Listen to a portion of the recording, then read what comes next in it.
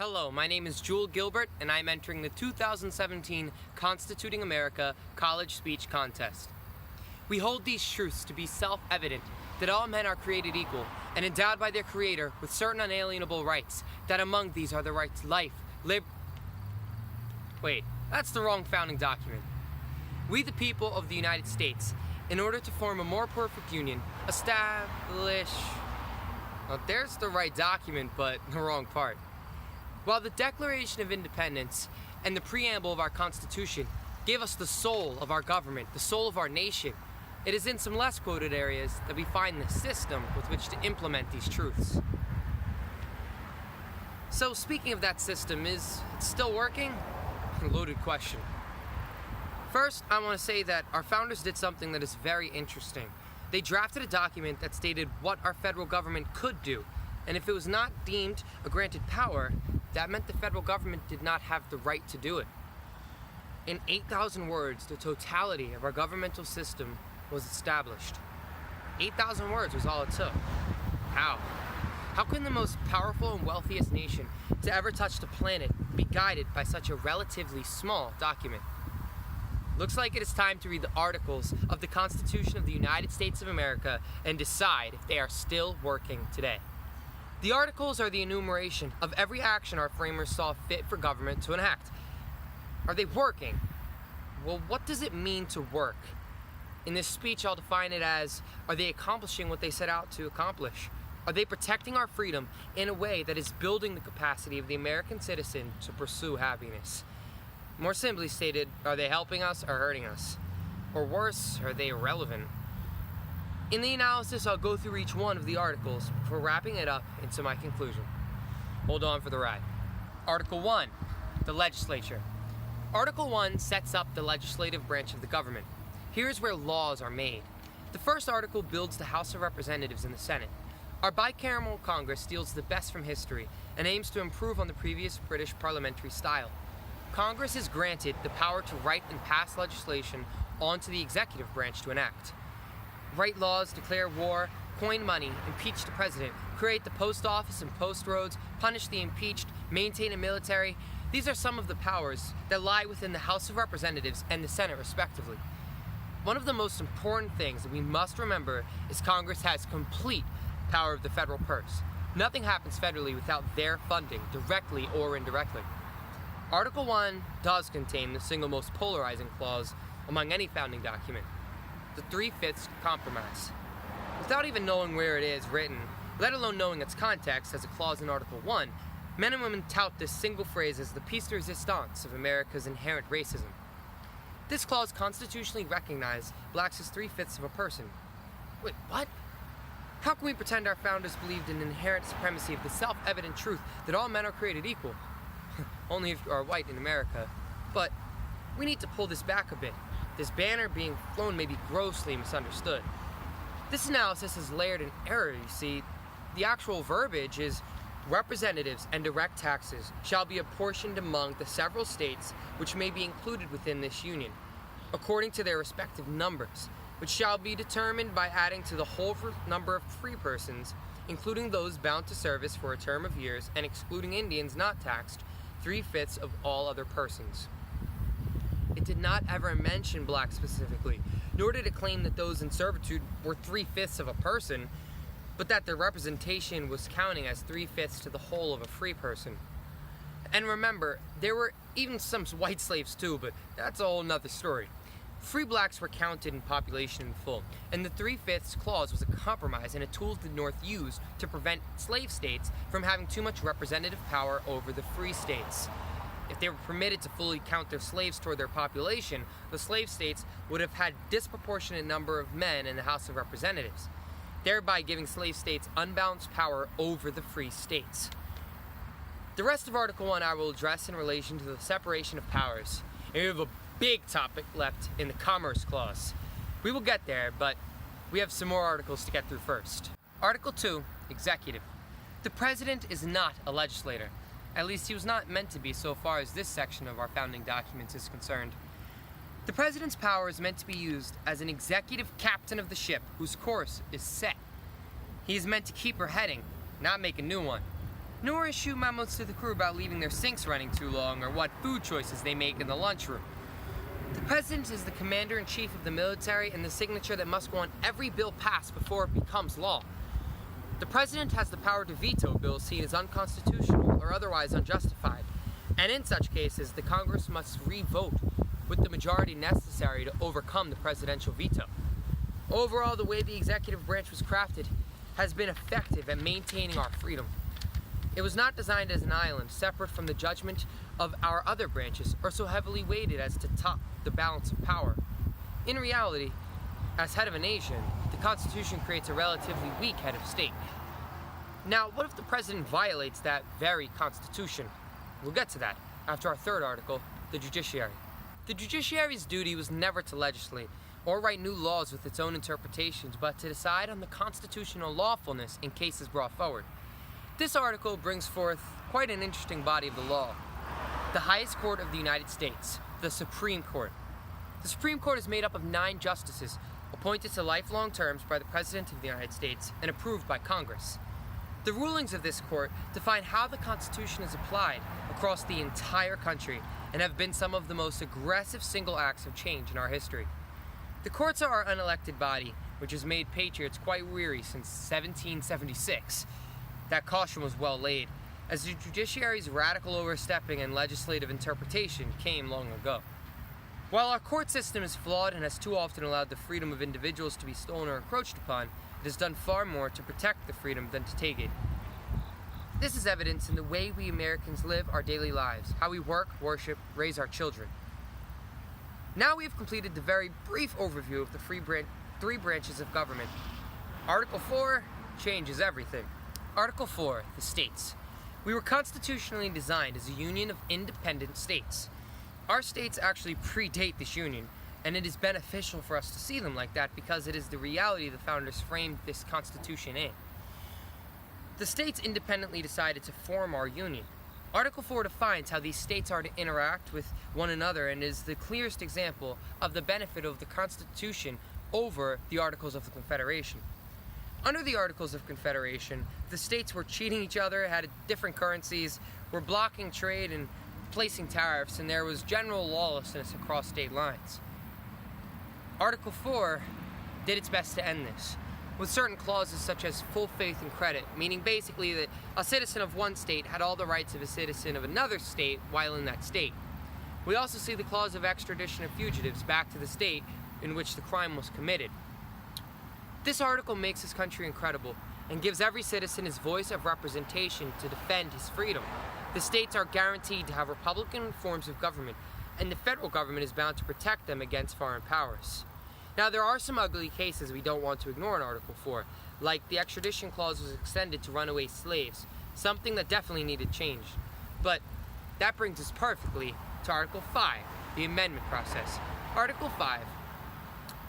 The founders knew there were things that the Constitution was not going to able to be met at the time it was written, and therefore wrote in language that would allow America to grow and become a more perfect union. They set forward a comprehensive way to amend the Constitution. Amendments can be made in Congress with a large majority vote, or at a time when deemed necessary, the states can call a constitutional convention to address changing the document. Article 6. Honestly, 6 is a bit anticlimactic, but nonetheless important, and deals with the supremacy of federal law over the states. Functionally, it seems obvious that this is necessary because if federal law was not supreme, the Constitution would be relatively meaningless, as any state could pass measures to contradict it. We must remember that every single power given to the federal government is a wrestling match between the fundamental ideology that most of our founders had and the elements required to form our union. They saw government as a necessary evil that must be ultimately limited as far as it can still serve its constitutional purpose. We in modern history see cohesion of states and federal government almost to a fault, but that is a luxury that the founders did not have. The argument between the states, the fighting for states within themselves for power, was the biggest threat to tear our union apart, and this was definitely proved true in history. Article 6 has definitely served its purpose in keeping this union one. Article 7, ratification. Well, this is a fitting finish. The ratification of the document which enshrined this nation's infamy in all of human existence. the founding states called constitutional conventions to vote on ratification. Instead of the unanimous 13 states as the Articles of Confederation needed for ratification, this article set 9 as the ratifying number, though all 13 states eventually did vote to ratify. We have laid out the articles and how they are designed to issue the rights of governmental action in a way that protects our freedoms. These articles are not complete without one another, and individually do not do much or mean much. It is in their wholeness that this becomes a freedom document. If you pull each article apart, it is easily misconstrued as totalitarian. If you view these articles without the prism of the Declaration of Independence and the preamble, it is much the same. The United States Constitution is not meant to be read to find what is explicitly prohibited and find language to justify all other action. What happens if, say, a branch begins to do just that? The separation of powers is the system by which we remain free. We have discussed each article, and we should recognize the boundaries and limits placed on each branch. These are not arbitrary, but carefully crafted. Our founders saw the government as an entity that must constantly fight itself, so that as much as it tries to expand, it collapses. Gridlock, as we call it. It was the process for making sure government did not act out of turn. Thomas Jefferson even clamored for a 12-month period from the time a bill is presented to the time it can be voted on. And then it had to be voted on as written originally, or else the 12-month period began over again. This served a few purposes, but mainly for the people to be educated on governmental action and have time to be heard. The government decided to forego this principle, which we can see blatantly in bills like the Patriot Act and Affordable Health Care Act. A politician actually stated that we have to pass the bill before we can find out what is in it. Now, the system of checks and balances means that either the courts or the executive branch should protect us when Congress acts unconstitutionally or not in the interest of the electorate. Unless those branches are also pushing for the same end results. The founders bargained that our natural inclination for power, libidum dominium, would mean that the branches of government may move into individual totalitarian acts in the interest of their own power, yet transgressions would be checked by other branches of government in the interest of retaining that same power, and the vicious cycle would go on. I am going to return into the language of the document now to illustrate how this should have worked. The Commerce Clause.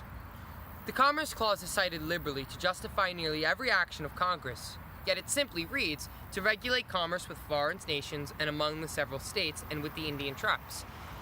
It was written because prior to the United States of America, our union had a serious issue with the relationship between the states, and import states had a clear advantage over the non-import states. Easily we can imagine the chaos of interstate squabbles and the inefficient economy of a nation without certain safeguards, including that of safeguarding against crippling interstate tariffs. That regulation power, among powers in Article 6, created one nation without warring states. At least, it was meant to. This has been abused and manipulated so far beyond reason, it is a proper case study for the entire abuse of the government. No clause has been tried upon more, with something like 1,400 cases. Franklin Delano Roosevelt burnt up the envelope that was already pushed open during the New Deal measures when he squeezed Congress for legislation that clearly overstepped federal power and then threatened to replace Supreme Court justices if they did not comply. Congress passed the Agricultural Adjustment Act of 1938. The purpose was to regulate how much wheat hits the market and issue penalties for violation. Now, in one case, a farmer was fined for producing 12 acres over the limit. But none of his wheat was hitting the market. Yet Congress still wanted to fine him for producing over the market limit. This was brought before the Supreme Court in Wickard v. Filburn, and in it, the decision was justified in an absolutely frightening way. This farmer did not sell his wheat and used it entirely for his own family, from consumption to cow feed. The fine was upheld, and the decision made known that since the farmer did not purchase wheat, he was therefore affecting interstate commerce, and Congress then has the right to regulate it. Since that case, Congress justified nearly any act under the guise of interstate regulation. If you can link any action to having effect on interstate commerce, then the government can regulate it in their eyes. Even though action at all can be regulated, as with enough degrees of separation, we can meet so-called interstate commerce.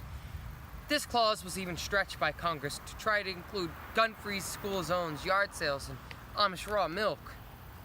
Well then, if Congress passed this obviously unconstitutional act, then Article 1 failed at protecting our freedom, didn't it? Well, I want to say that Article 1 did not fail.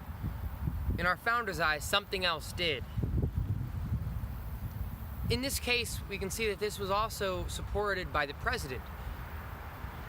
The President of the United States takes an oath to uphold the Constitution. To pretend the founders could have ever justified this Commerce Clause being applied as it has is ludicrous. Not simply as a matter of interpretation, but worse, we do not even have to interpret it, as we have the words of our founders in the drafting and ratification debates and thereafter. Quotes of a Maine constitutional author, James Madison, reads, "The powers delegated by the proposed Constitution to the federal government are few and defined." This was the general consensus from even the fiercely opposed founders, that the Constitution defined powers, and it did not grant sweeping abuses of power. Our presidents have seemed to have forgotten that oath, with the face of the refoundry being Theodore Roosevelt and Woodrow Wilson, and taken to new heights with FDR. Some opposing political parties yet joined in one belief.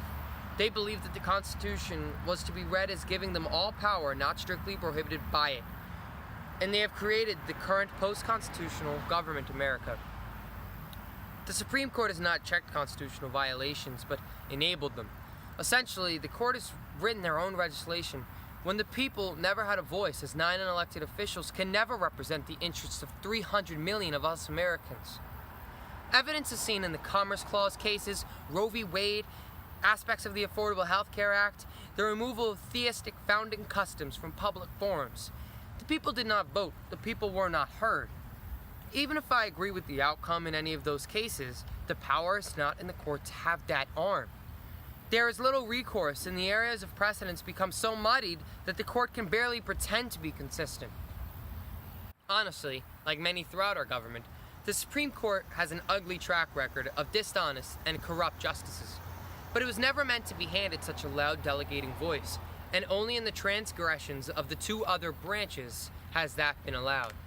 So looking at this Commerce Clause case, did I just say that Articles 1, 2, and 3 failed? Because that did not all sound too good. It is true our politicians failed comprehensively, but I will not say yet that the articles have failed, because we cannot view them in a vacuum. They were meant to be used as a whole, and a massive chunk of the whole is Article 4.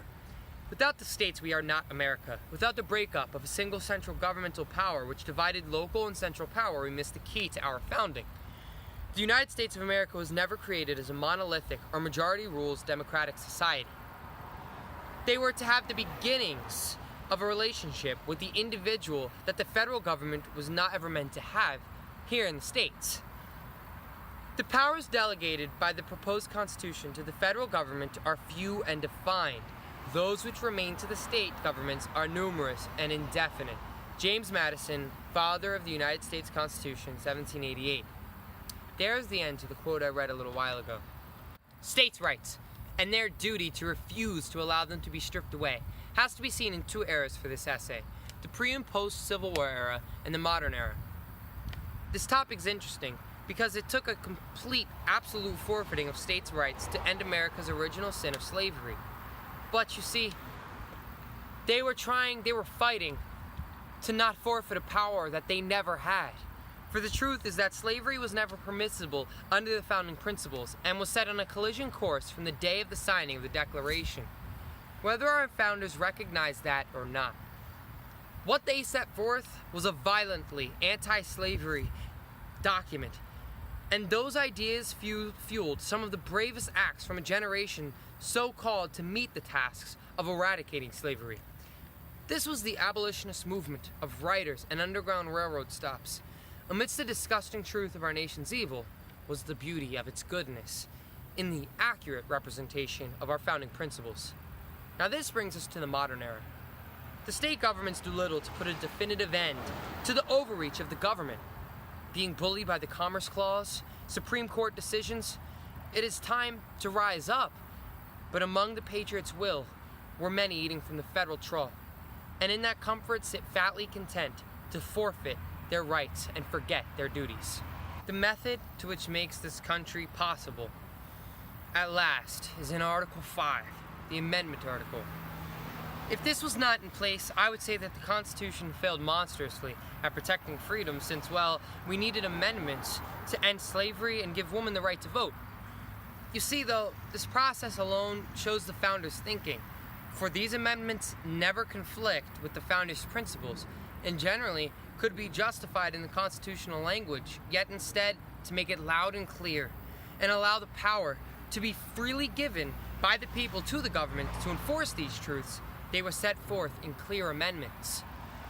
The option when the federal government truly ignores the supremacy of the individual and becomes tyrannical in its blindness to constitutional restrictions is for the state governments to call a constitutional convention to set things right.